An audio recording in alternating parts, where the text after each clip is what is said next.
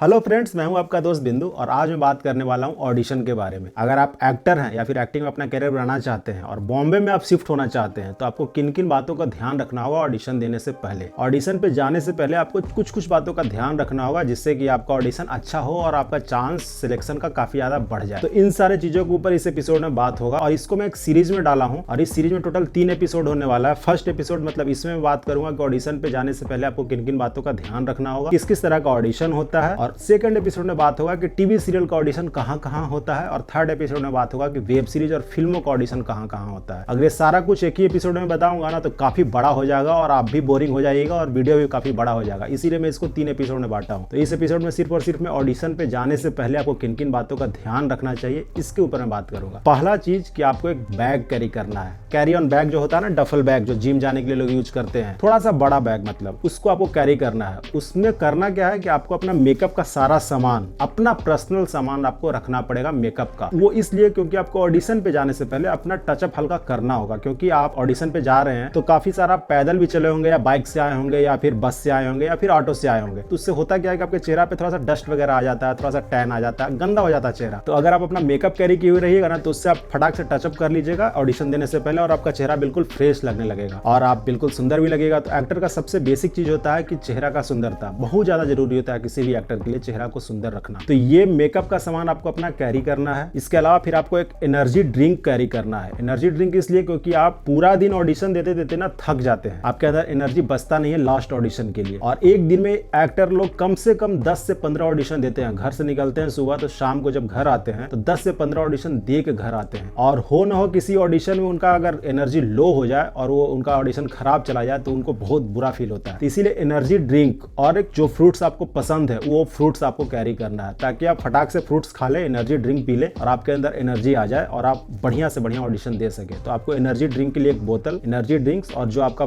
Favourite fruits है वो fruits कुछ कैरी कर लीजिए अपने साथ। ये हुआ दूसरा आइटम खाने का। अब तीसरा आइटम होता है आपको कॉस्ट्यूम कैरी करना है अलग अलग लुक का। जैसे ट्रेडिशनल लुक के लिए आपको कुर्ता पैजामा कैरी कर लीजिए जो आपका फिटिंग का हो। उसके बाद फॉर्मल लुक के लिए पैंट शर्ट कैरी कर लीजिए। कैजुअल लुक के लिए जींस टी शर्ट कैरी कर लीजिए। ये जो 3 जो कॉमन लुक होता है किसी भी सीरियल के लिए, किसी भी फिल्म के लिए, ये 3 लुक का आपको कॉस्ट्यूम कैरी करना है आयरन किया हुआ। ऐसे तो वो कॉस्ट्यूम देंगे जब आप ऑडिशन देने जाइएगा तो, लेकिन उनका जो कॉस्ट्यूम होता है ना वो आपको फिटिंग नहीं आएगा, वो लूज होता है। वो एक सिंपल सा कॉमन साइज का कॉस्ट्यूम खरीद लेते हैं जो हर एक लोगों को फिट आ जाए और वही कॉस्ट्यूम वो सबको देते हैं। और वो कॉस्ट्यूम आपको फिट नहीं आएगा क्योंकि वो आपके साइज का नहीं है और उसमें आयरन किया हुआ भी नहीं रहता है, तो वो खराब भी लगता है ऑडिशन पे। तो आपको अपना साइज का, अपना फिटिंग के साइज का आयरन किया हुआ कॉस्ट्यूम कैरी करना है, क्योंकि आपको नहीं पता है कि जिस ऑडिशन को आप देने जा रहे हैं उसमें कौन सा कैरेक्टर के लिए वो बुलाया जा रहा है और उस कैरेक्टर का लुक कैसा होगा ये आपको नहीं पता। तो आप 3 लुक का कॉस्ट्यूम कैरी कीजिए, क्योंकि वहां पे जिस लुक के बारे में बताया जाएगा उसके अनुसार से अपना कॉस्ट्यूम पहनिए और ऑडिशन दीजिएगा। और वो कॉस्ट्यूम जो होगा वो आयरन किया हुआ रहना चाहिए। तो ये तीसरा आइटम था। और चौथा आइटम कि आप अपने पास एक डिओड्रेंट या माउथ फ्रेशनर वगैरह कैरी कर लीजिए, ताकि आप जब जाइए तो आपके अगल बगल के जो भी एक्टर्स हो वो आपसे थोड़ा सा मतलब दूर ना हटे, क्योंकि आप पूरे दिन ऑडिशन देते देते काफी ज्यादा पसीने से लथपथ हो जाते हैं और बदबू आता है। तो उससे बचने के लिए आप डिओड्रेंट और माउथ फ्रेशनर वगैरह कैरी करते रहिए। तो ये सारा को कैरी करने के लिए वही एक बैग चाहिए और उसी बैग में आप ये कैरी कीजिएगा। और ये बहुत ज्यादा इसेंशियल होता है। वहां पे हर एक एक्टर के पास आपको मिल जाएगा आईना, कंघी वगैरह सब उसमें डाल लीजिए। हर एक एक्टर्स ये कैरी करते हैं, ऑडिशन देने से पहले अपने आप को फिट करते हैं और फिर ऑडिशन देते हैं। तो बहुत जरूरी होता है एक्टर्स को अपने लुक पे काम करना। तो ये मतलब आपका ना स्विस आर्मी नाइफ के जैसा ये काम करता है आपका ये छोटा सा जो बैग होता है। इसके बाद जब आप ऑडिशन देने जाइएगा तो वहां पर आपका 2 तरह का ऑडिशन होता है। एक होता है वॉक इन ऑडिशन जहां पे आप जाइए और ऑडिशन दीजिए, और दूसरा होता है कि आपको अपॉइंटमेंट पे बुलाया जाएगा। उनके वेबसाइट पर जाइए, उस कास्टिंग एजेंसी के वेबसाइट पर जाइए, वहां पे अपने आप को इनरोल कीजिए। इनरोलमेंट का कुछ वो पैसा भी चार्ज करते हैं, वो पैसा आप उनको पेमेंट कीजिए। उसके बाद फिर आपको बुलाएंगे और वहां पे बुलाने के बाद वो आपसे ऑडिशन नहीं लेंगे, वो सिर्फ और सिर्फ आपका इंट्रोडक्शन लेंगे। इंट्रोडक्शन अब क्या होता है, इंट्रोडक्शन में आपसे आपका नाम पूछा जाएगा, आप किस स्टेट से बिलोंग करते हैं, आपको कौन कौन सा लैंग्वेज आता है, आपके अंदर कौन कौन सा स्किल है, जैसे अगर आपको हॉर्स राइडिंग आता है कि नहीं आता है, स्विमिंग आता है कि नहीं आता है, पैराग्लाइडिंग जंपिंग आता है कि नहीं आता है, मतलब आपके अंदर क्या क्या और टैलेंट है, डांस आता है कि नहीं आता है, मार्शल आर्ट आता है कि नहीं आता है, जूडो आता है कि नहीं आता है, सिंगिंग आता है कि नहीं आता है, ये सारा स्किल आपसे पूछा जाएगा उस इंट्रोडक्शन में। उसके बाद आपसे आपका फोन नंबर पूछा जाएगा, आप इसके पहले और क्या क्या काम कर चुके हैं, किन किन सीरियल में काम किए हैं, वो सीरियल किस किस चैनल पे आता था, उसमें आपका कैरेक्टर क्या था, उसके बारे में पूछा जाएगा। आगे के बारे में आपसे पूछा जाएगा कि अभी आप और कोई प्रेजेंट में कोई शो कर रहे हैं कि नहीं कर रहे हैं, अगर कर रहे हैं तो आपके पास डेट्स कितना खाली खाली है और कितना आपके पास डेट्स अवेलेबल नहीं है, इन सारे चीजों के बारे में आपसे पूछा जाएगा इंट्रोडक्शन में। और इसी इंट्रोडक्शन के बेसिस पे फिर वो आपको आगे कॉल करके बुलाएंगे। होता क्या है, इंट्रोडक्शन लेने के बाद वो करते क्या है कि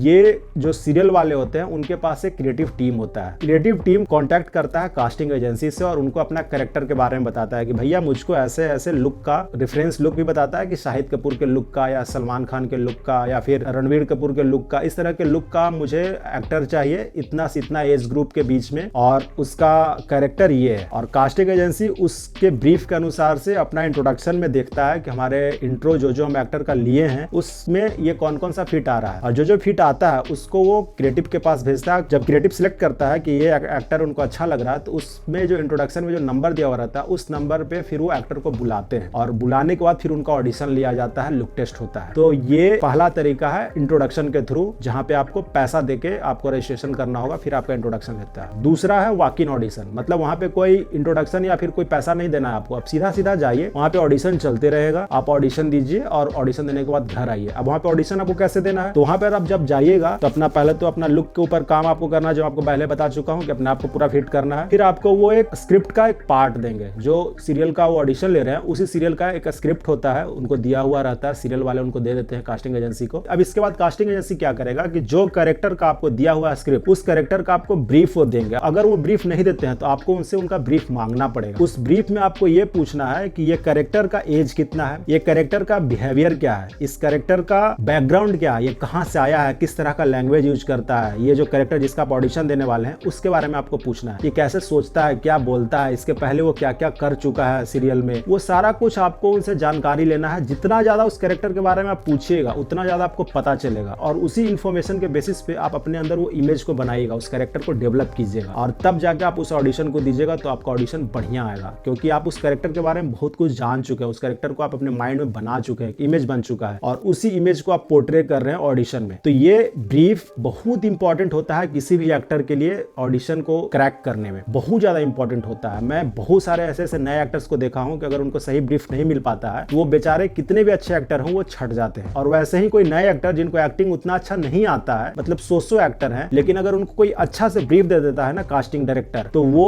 उस ब्रीफ के बेसिस पे अच्छा परफॉर्मेंस कर देता है और उस परफॉर्मेंस से वो सिलेक्ट हो जाता है। तो ये ब्रीफ बहुत ज्यादा जरूरी है। अगर आपको कास्टिंग डायरेक्टर ब्रीफ नहीं देता है तो आपका ये फर्ज है कि आप उनसे ब्रीफ पूछिए, कैरेक्टर के बारे में पूछिए। जितना ज्यादा पूछिएगा ना उतना ज्यादा आपको पता चलेगा उस कैरेक्टर के बारे में और वो आपको हेल्प करेगा आपके ऑडिशन को क्रैक करने में। तो ये दो तरह से ऑडिशन होता है। अब ये दोनों ऑडिशन के बारे में आपको पता चल गया। इस दोनों ऑडिशन को देने के बाद पहला तो कि आपका जब इंट्रो हो जाता है, इंट्रो वाला जो ऑडिशन होता है उसमें आपका लंबा टाइम लगता है। साल में एक बार आपको वो इंट्रो के लिए बुलाएंगे, एक बार आपको इंट्रो देना है, उसके बाद फिर पूरा साल वो आपको इंट्रो के लिए नहीं बुलाएंगे। उसके बाद पूरा साल अगर आपका कहीं फिट होता है किसी कैरेक्टर में तो आपको वो बुलाएंगे। लेकिन ये जो सेकंड ऑडिशन का जो टाइप है, जो वॉक इन ऑडिशन होते रहता है, यहाँ पे हो सकता है कि आपको वो कभी भी बुला सकते हैं। यहाँ पर भी आपसे इंट्रो लेंगे, ऑडिशन लेने के बाद फिर आपसे वो इंट्रो लेंगे। अगर आपका ऑडिशन अच्छा होता है तो इंट्रो लेंगे। सेकंड ऑडिशन जो आपको बुलाएंगे उसमें आपका लुक टेस्ट करेंगे। लुक टेस्ट में क्या होता है कि जो कैरेक्टर के आप ऑडिशन दिए थे उस कैरेक्टर का वो कपड़ा पहनाएंगे आपसे और उस कैरेक्टर के अनुसार आपका मेकअप होगा। वो कैरेक्टर दिखता कैसे है, वो कैरेक्टर का कहीं चेहरा में कहीं पे तिल देना है कि नहीं देना है, हेयर का कटिंग कैसा होगा, मूछ रखना है कि नहीं रखना है, बाल मतलब लंबा होगा कि छोटा होगा, चेहरा का मेकअप कैसा होगा, कैसा कपड़ा पहनेगा, वो सारा प्रॉपर लुक के साथ आपको तैयार किया जाएगा और फिर आपसे सेम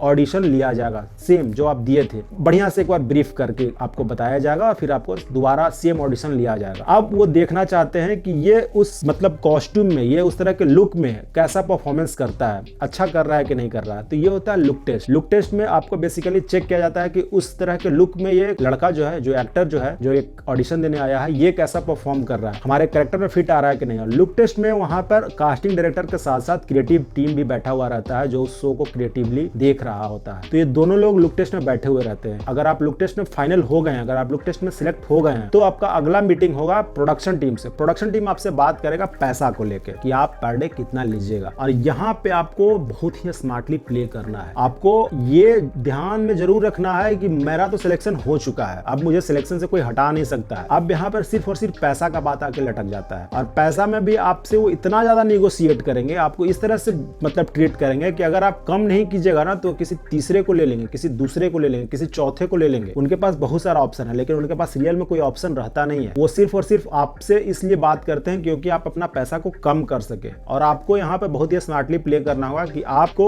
डायरेक्ट ना भी नहीं कहना है और डायरेक्ट उनके बातों से सहमत भी नहीं होना है। आप अपना पॉइंट्स रखिए और अपना पेमेंट उनको बता दीजिए। उनको ये कहिए जो मैं लास्ट शो किया हूँ वो इतना पैसा में किया हूँ और इसके नीचे मैं नहीं कर पाऊंगा। और मुझे भी बहुत सारा फिल्मों से, बहुत सारा टीवी सीरियल से ऑफर आ चुका है, अगर आप हाँ कहते हैं तो मैं उनको ना कह दूंगा। आपको स्मार्टली मतलब प्ले करना होगा, आपको थोड़ा सा ब्लफ करना होगा उनके साथ भी, क्योंकि वो बहुत ज्यादा एक्सपीरियंस होते हैं निगोशिएशन में, बहुत ज्यादा एक्सपीरियंस होते हैं। वो आपको इस तरह से बात करेंगे ना कि आपको लगेगा कि अगर आप पैसा नहीं कम कीजिएगा ना, 500 रुपया के लिए लड़ाई होता है सिर्फ, अगर आप 500 कम नहीं कीजिएगा तो वो किसी दूसरे को ले लेंगे और आप डर से 500 रुपया कम कर देते हैं। और वो यही चाहते भी हैं कि मेरा बात तो अगला मान जाए। तो यहाँ पर बहुत ही आपको स्मार्टली प्ले करना होगा, क्योंकि आपका एक दिन का 500 रुपया कम होता है। अगर आपका पर डे 5000 के आसपास है और आप उनको बोले हैं कि मैं 6000 लूंगा, तो आपसे सीधा बात करेंगे कि मैं आपको 2500 दूंगा, सीधा वो 2500 पे आ जाते हैं। और आपको बहुत ही स्मार्टली प्ले करके, निगोशिएट करके उनको कम से कम 5000 पे लाना होगा। तो ये खेल बहुत मतलब एक्सपीरियंस लोगों का खेल है। और आप एक्टर हैं, आपको पैसों का उतना ज्यादा मतलब दिमाग में रहता नहीं है और आप कम कर देते हैं काम करने के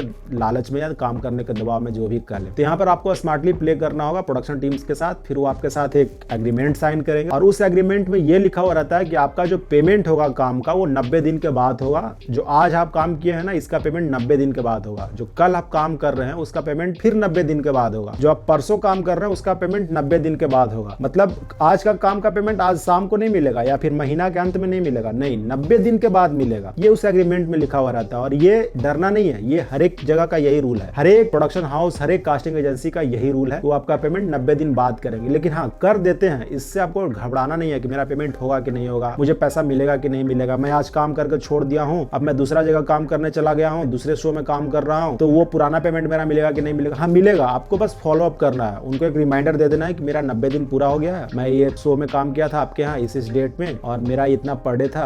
आप उनको एक रिमाइंडर डाल दीजिए, आपको पेमेंट कर देंगे। ये कोई बड़ा चीज नहीं होता है। लेकिन 90 दिन के बाद पेमेंट होता है और आपसे वो आपका कार्ड मांगेंगे। अगर आप एक्टर हैं तो आप सिंटा से अगर अपना कार्ड बनाए हुए हैं एक्टिंग का, या फिर वहां पर जो अलग अलग यूनियन है एक्टर्स का, कहीं से भी अगर आप कार्ड बनाए हुए हैं तो वो कार्ड आपसे मांगेंगे, उस कार्ड का वो नंबर लिखेंगे और वो आपको पेमेंट कर देंगे। तो ये कुछ बेसिक सा रूल होता है। बॉम्बे में अगर आप गए हैं या फिर बॉम्बे में आप जाने का सोच रहे हैं और एक्टिंग में अपना करियर बनाना चाहते हैं, तो इन सारे चीजों को आप जरूर ध्यान में रखिएगा, ताकि आपका ऑडिशन क्रैक हो सके। और ऑडिशन होने के बाद जब आपका ऑडिशन क्रैक हो जाए तो आपको जब काम मिले तो उस काम में फिर आपको किस तरह से आपको पेमेंट होगा, किस तरह से आपका निगोशिएशन करेंगे प्रोडक्शन वाले। तो ये सारा कुछ एक ओवरव्यू था इस वीडियो में। वीडियो अच्छा लगा हो तो जरूर लाइक कीजिएगा, अपने दोस्तों के बीच में शेयर भी कीजिएगा और सब्सक्राइब नहीं किए तो प्लीज सब्सक्राइब करते जाइएगा, क्योंकि बहुत सारी बातें होती है फिल्म मेकिंग से रिलेटेड इस चैनल पे। और अगला एपिसोड जरूर देखिएगा, क्योंकि उस एपिसोड में बात करने वाला हूँ कि कहाँ पे आपका टीवी सीरियल का ऑडिशन होता है, और उसके नेक्स्ट एपिसोड में बात करूंगा कि वेब सीरीज और फिल्म का ऑडिशन कहाँ होता है, जहाँ पे आपका ट्रस्टफुल हो, जहाँ पे जेन्युइन ऑडिशन होता हो। तो प्लीज सब्सक्राइब करते जाइएगा। तब तक के लिए कीप वॉचिंग एंड जय हिंद।